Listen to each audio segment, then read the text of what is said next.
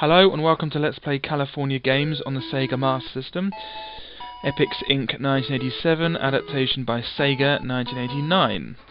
Okay, yeah, the title screen music is a version of Louie Louie by the Kingsmen, which was written by Richard Berry, who also did an earlier version of the song, but the most famous version is by the Kingsmen, and this is a version of it if you notice. Anyway, pressing any button will take us to the main menu. We can compete in all events, some events, one event, practice one event, view the high scores, which are reset every time you turn the game off and on because they're stored in RAM, or we can view the title screen again. I don't know why we'd want to do that. Anyway, I'm going to compete in all events. Before I embark on this, I will just say I'm going to split this up into two videos. The first video will have the first 3 games, and then the last video will have the last 3 games plus an exploration of the cheats. There are 3 cheats in total. I'll talk about them as the game goes by. Or we get to the title screen anyway. Okay, let's compete in all events.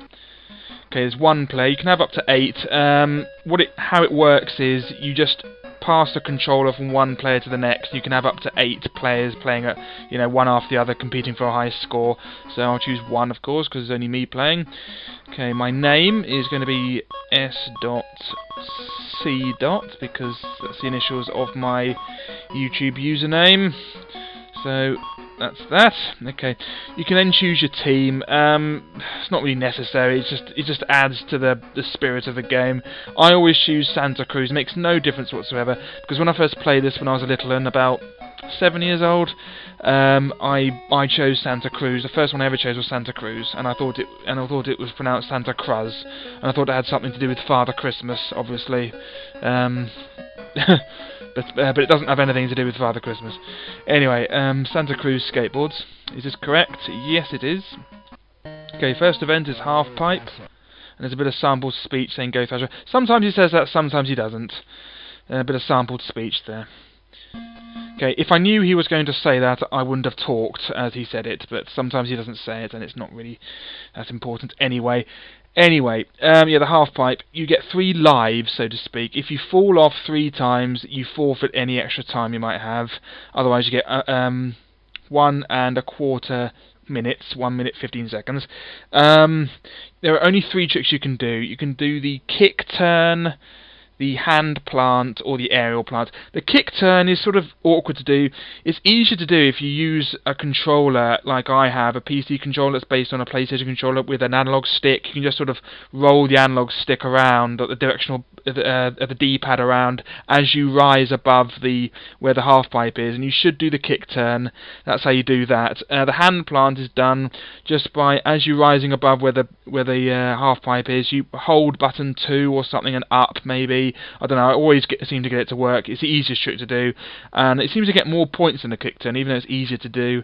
Yeah, and that's the hand plant. The aerial plant I've never actually managed to get to work. I don't know how to do it. So all I end up doing is just doing loads of hand plants and a few kick turns thrown in for good measure. As you get score, you sometimes get weird little things that show the score. One of them is the skull and crossbones, and for some reason its mouth moves, and when I was little I found it absolutely hilarious that its mouth moved, because it just looks stupid. But yeah, that's all there is to talk about. All you're aiming for is a high score, really, and trying not to bail. It's very easy to bail the tricks. If you're doing the hand plant, if you hold the button 2 for too long, you will bail, and it's really annoying. And you only get 3 bails before you forfeit the extra time. Anyway, here we go. Okay, just get your speed up. Okay, and then when you can, do a trick. There's a hand plant, and there's the skull and crossbones. Its mouth moves like it's sort of encouraging you, like mouthing something. It was really funny when I first saw it. I could not stop laughing. I was never going to do a kick turn. Oh yes, did it. I went really high then as well. That's you don't want to go too high. It sort of makes it easier to bail. But yeah, I won't be attempting any other kick turns really unless I muck it up. Unless I lose a life, because I don't want to muck up this really good run I'm having. The faster you go, the easier it is not to bail, I find. Even though you're not varying your tricks, it's just you still get loads of score. If you manage to get over 10,000 points, you get a high score. And that means you'll get to play the bonus game, which I'll talk about after this finishes. I'm doing really well, actually. No, it mucked it. I tried to do the kick turn again and mucked it up. It's just not worth doing anything other than the hand plant. It really isn't. You'll just end up mucking it up. You know, just do the hand plants and just forget it. The kick turns don't even give that much score. I mean, the hand plants give more score. It's just not worth doing anything else. It really isn't. And I don't even know how to do the aerial plant, whatever that is. I don't even know what it is. Oh, that was the end anyway. Anyway, that's the end of that. So I managed to get over 10,000 points, which means I get on the highest score. There we go. Yeah, the highest one was aptly named Max, which is 10,000. Okay, that means we get on the. That means we get the mini game. If you manage to turn the cards over all to the same thing, you get the bonus, which corresponds with the cards. So if you get the cards with the BMX on, all three of them matching BMX, it means you get the cheat for the BMX. If you get one with the surfboard on, you get the surfboard cheat. If you get the bloke in red, the tanned bloke in red, that means you get the Footbag cheat. So, but you have to match all three cards, and it's really difficult. Now, there are 3 cheats you can put in. If you put your name in as, one of them is Noriko, and the other one's a similar name, sort of Japanese names in, when you play the mini game, no matter when you press the button, the cards will always turn over to a particular side, depending on which name you put in. So if you put, so for example, not this right, but if say Noriko matches the Footbag one, if you put Noriko in as your name, Noriko, they'll all turn over to the Footbag. I don't think it is the Footbag one, it might be one of the other ones, but it'll all turn over to a particular one, and you will, no matter when you press the button. So it makes it easier to get the cheats. But you don't have to put the names in to get that to work. You can do it with luck or with skill if you can sort of press it at the right time. So you don't need it, but it just makes it easier. So they are sort of cheats. But I'll be doing them in the next video just to show you after I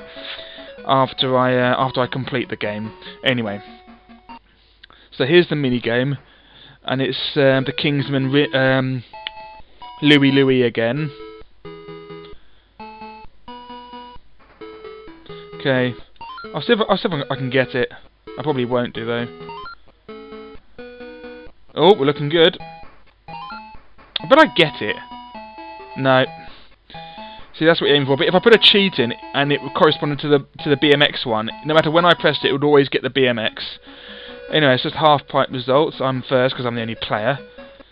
Okay, now we're doing the Footbag. Right. Okay. I'm going to talk about the Footbag quickly. Right, the Footbag, there are several tricks you can do. You get more points for variety. I'll list the tricks, and I might not be able to do them all because there's not enough time. Some of them are really difficult. I have managed to do them all in one sitting, even without the cheat on. It's easy with the cheat on, which makes if you get the half-bag cheat, it makes. It says the reactions are quicker, but it's not. All it does is just make the ball go more slowly. It sort of affects gravity. It makes gravity like on the moon, so you have more time to react to the Footbag. Anyway, the tricks are 5 in a row. That's just just keeping it in the air, like heading it 5 times or kicking it 5 times. It's easy if you just kick it in the air and then head it 4 times, and that will give you 5 in a row. There's the half full and the axle foley. There's the half axle, which is doing a trick, like kicking it, turning around once, and then kicking it again. That'll give you half axle. The full axle is a 360 degree spin, so just turn around twice. The axle foley, obviously a pun on Beverly Hills Cop, is a 540 degree spin, so turning around 1.5 times and then kicking it again or doing any other trick will do an axle foley. There's the horseshoe. Now for this, you have to turn back. You have to turn around so that your back's facing the screen.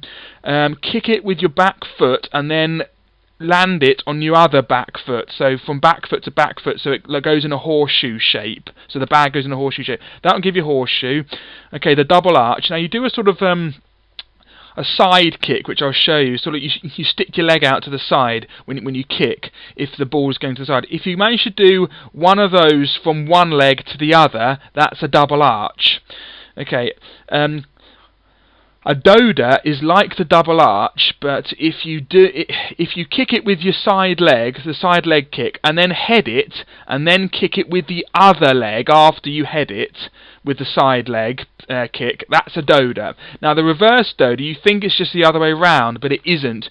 The only way I've managed to get the reverse doda to work is if I do the doda and while still in the air, kick it after I do the doda, headbutt it again, and then kick it with the other side leg, again, and that's a reverse doda. So I can't get the reverse doda to work without doing the doda first. So it has to carry on from the doda. You can't let it touch the ground after the doda if you want the reverse doda. So it was the hardest one to do because the doda's hard enough.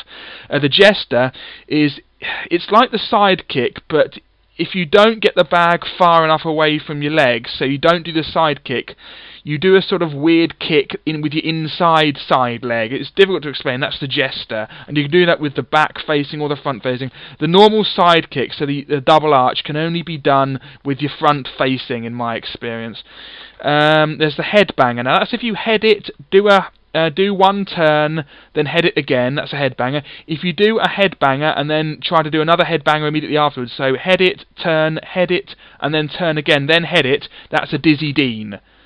And there's one last trick, which isn't really a trick, that's hitting the seagull. This seagull comes flying by. Sometimes it's too high, but sometimes it flies low, and if you manage to hit the seagull with the footbag, you get either a message that says poor seagull or you hit George, i.e. the seagull's name is George, and that will give you points. And that's all of them. Sometimes I can manage to do them all in one go, but you don't get enough time, and the doda and reverse doda are extremely difficult. Normally I start by just doing the 5 in a row, headbanger, dizzy dean, and then go for the axles. Then I try for the other ones, really, and then if I manage to get them, I manage to get them. If I don't manage to get all the tricks done, I will show you them all with the cheat, because it's much easier with the cheat, or on practice mode. I mean, it's really difficult. Anyway, here we go.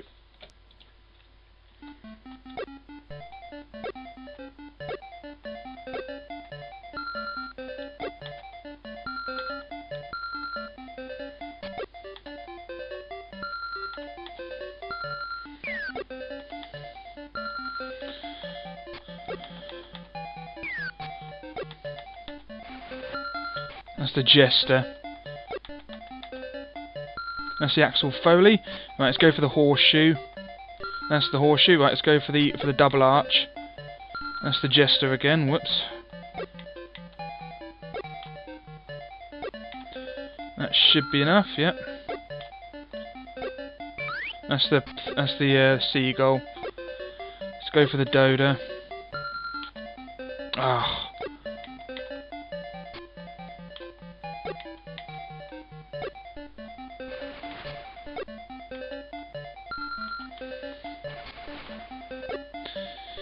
The doda is the reverse doda is the hardest one. It's the one that always gets me because it's so difficult. Yeah. Oh yes, got it. I can't believe I actually did that. My goodness me, that should be every trick. Yep, got them all, and got the seagull. Really pleased with that. When I was explaining about the double arch, I was a bit wrong. You have to kick it 3 times with the side kick, not just twice. You have to do it because it's a double arch. You have to do one arch and then another one. So yeah, explain that a bit wrong there. I forgot about that. But yeah, really pleased I got the reverse doda at the end. That is the hardest one because you have to do the doda and then another doda on the other side. It's the hardest one, the one that always gets me. But yeah, I'm really pleased with that.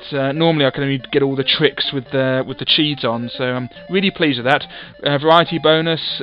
Loads because I did every trick, so I got a massive score there. Really pleased with that. Right. I easily beat the high score, which is Brad. Alright, and then another one of these. Press it quickly because I don't really want to get the cheat because I want to show you them at the end. I don't really want to show you the cheats yet because once you get the cheats, you can't turn them off. Okay. Okay, so now for the surfing. Okay, I'll just talk about this one quickly. Okay, the surfing one, I'm unsure what gives you the most score. You have to jump. Right, first of all, the controls are weird. Press left and right. Don't press right at the start, otherwise you go straight into the water. Left makes you go up for some reason, and right makes you go down. I don't know why. It's really confusing. When you first play this, you always go in the water. If you go in the water too quickly, either a shark comes or a dolphin comes or something. Anyway, the wave will come. I think if you manage to get inside the wave at the start, it gives you more score, but I'm not entirely sure about that, but I always do it anyway. The trick is the tricks you do, in quotation marks, you have to jump off the wave, and for some reason you have to re-enter the wave at exactly the same angle that you left. So if you leave the wave at a really slight angle, like 30 degrees, you have to re-enter it at 30 degrees. If you leave the wave at 45 degrees, you have to enter. If you don't, you fall off. The maximum number of degrees you can get off the wave is 90, which means you have to return to the wave at 90 degrees. That's the hardest one to pull off, but it's pretty easy. I never seem to run out of lives on this one. You can just carry on. And at the end, your score is judged by 5 judges. The judge on the right is the most unfair, and the blonde-haired woman is the nicest one. Well, not really unfair, but the harshest judge. And the blonde judge is the nicest one, I find. Anyway, here we go. Okay, let's try and get inside the wave first. I don't know if this increases your score, but I'll do it anyway. There we go. Do it quickly, because once you speed up, which you do, you can't do it anymore. Anyway, so yeah, now we've sped up. Right, now let's do some tricks by jumping off the wave. Remember, we have to do it at exactly the same angle. So, yeah, 45 degrees. Make sure your board's facing down, not inwards. That's it. And try to vary them a bit. So do a slight angle, then back again. That's it. Do that angle again. That's it. And then a really steep angle. That's it. That was close. Okay, let's see if we can do the 90-degree one. Remember to get far away from the wave as possible. Okay, here we go. Oh, that was bloody close. I don't like doing that one for that reason. It's really awkward getting the right angle. That's it. Oh. I don't know if falling off the board like at the bottom affects your score. I imagine it does, but I always seem to get a pretty decent score for this. Let's do a steep one again. That's it. Oh, that was nearly the wrong angle. Let's do another 90-degree one just for a laugh. No, even though I came off at the right angle, I didn't go back on. It didn't work. Oh, a goose! Never had that before. Alright, here we go then. That might affect my score. I don't know.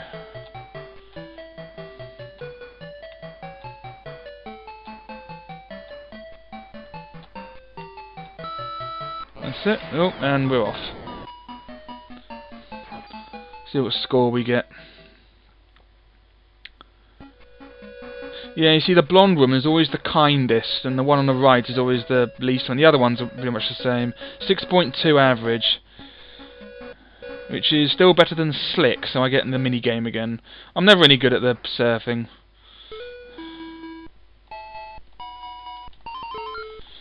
Okay, and that ends part 1 of this.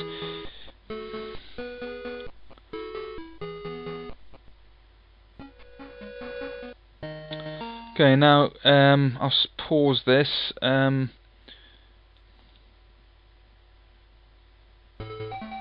I will do, or talk about, and then do the skating in the next video. Thanks for watching. See you in part 2, and bye bye.